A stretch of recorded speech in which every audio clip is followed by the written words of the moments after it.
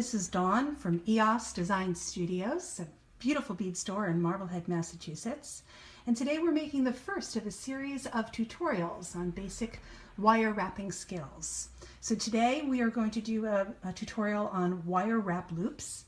Wire wrap loops are part of the construction of an earring or a pendant. And just to show you what they look like, this is the wire wrap loop right here. And that's what I'm going to show you how to make today. So before we start, I just want to quickly go over the tools we'll be using and the materials that we'll be using. When you, in wire wrapping, there are three basic tools that you use over and over again. One of them is a round nose plier. You can see this is a round nose plier. It has two rounded jaws. The next one is a flat nose plier. This is a flat nose plier or chain nose plier. It's flat on the inside, usually rounded on the outside. And then a cutter, okay? And that is used just to cut your wire. Okay? And then of course the materials you're gonna need is, if you're making earrings, you'll need your beads. And then you'll need either a spool of wire, and so this is a spool of wire, sometimes I make my own head pins with it, or you'll need a head pin or an eye pin, but I like these head pins that have the balls on the end of them.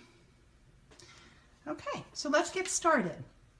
First, if you're making earrings, the one thing you want to make sure is that your loops are all the same size. So here's your loop, and you want to make sure that when you make an earring that these little loops are all the same size on both of your earrings. And the way to make sure you do that is to mark your plier. So I take my plier and I make a little mark with a Sharpie pen, and I like the loops to be kind of small, so I'm going to make my mark right there.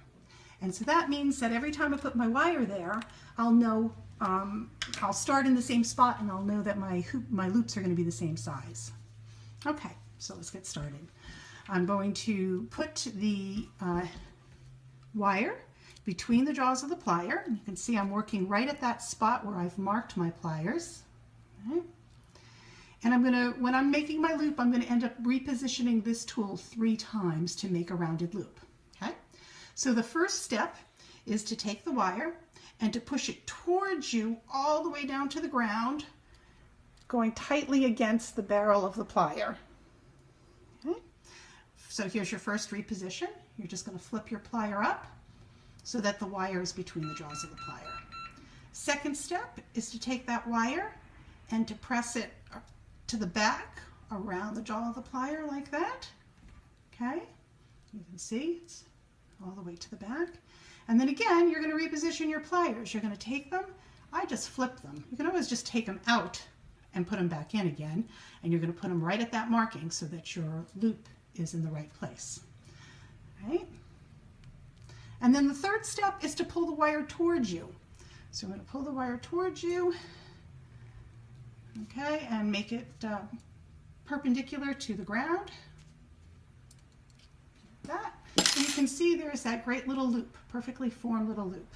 Now I stop using my round nose pliers and I take my chain nose pliers, and I'm going to take that loop and hold the loop between the jaw of the chain nose plier.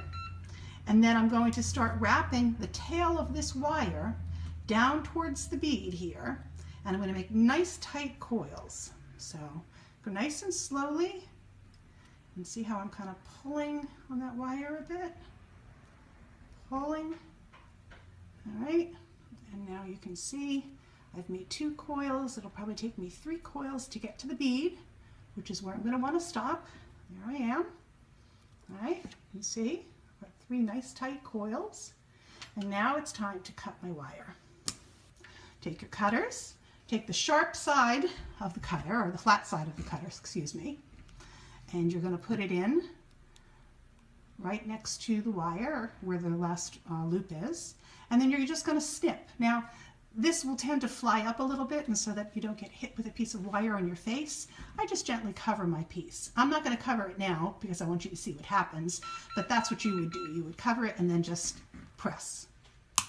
There, see how it flew? That's why you want to put your hand over it. All right, and so you might have a little piece of wire sticking out here. maybe, maybe not, depending on how tight you got. You're just going to press it down. Right.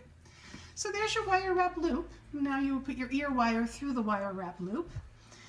The same wire wrap loop can be used to make pendants as well. So I'll show you a decorative pendant that we've made a little loop with. This will be a later tutorial. But you'll see I've attached, before I wrap my loop close, I put a little jump ring in there. And I've used the same technique to make this pendant. So I hope you've enjoyed this tutorial. Please check out our YouTube channel and visit our website, eosdesignstudio.com. Thank you.